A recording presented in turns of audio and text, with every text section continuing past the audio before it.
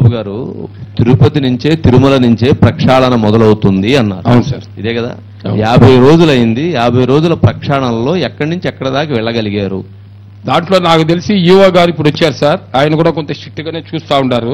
ప్రక్షాళనలో నీకు ఒకసారి ఆలోచిస్తే టికెట్స్ విషయంలో ఒక్కొక్కరు ఇంతకు ముందు ఒక్కొక్క ఇక్కడ లోకల్లో కూడా ఎక్కువ మంది 10 టికెట్లు అంటే ఒక టికెట్గా 6 మంది లెక్కనిస్తే 10 మంది అంటే 60 మంది వాళ్ళు పోయేవాళ్ళు సార్. ఇంతకు ముందు మంత్రులు 2 చూస్తే ఒక ఆయన జయరాం గారు అనుకుంటాను 100 మందిని తీసుకొచ్చాడు సార్. కరెక్ట్ కాదు ఇది. ఒకరికి ఇచ్చినప్పుడు అందరికీ 6 మంది అంటే వీఐపీలకు ఇవ్వండి, మాకు కాదని చెప్పలా.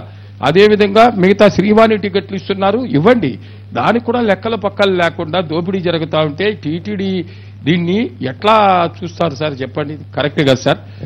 Thank you sir. Thank you Dorababu గారు. అట్లాగే రాయల్ కిరణ్ గారు, మీరు పోరాటం దాదాపుగా ఈ తిరుమల తిరుపతి దేవస్థానం మీద జరిగిన వాటిలో చాలా అంశాల మీద మీ పోరాటం కొనసాగుతూ ఉంది. ఒకసారి మీరు కూడా ఆ 2 అంశాలు కూడా మిగిలిన అంశాలను కూడా కొంచెం చెప్తే, మీరు ఎన్నుకునే సబ్జెక్టులు ఏమి ఎన్నుకుంటారు?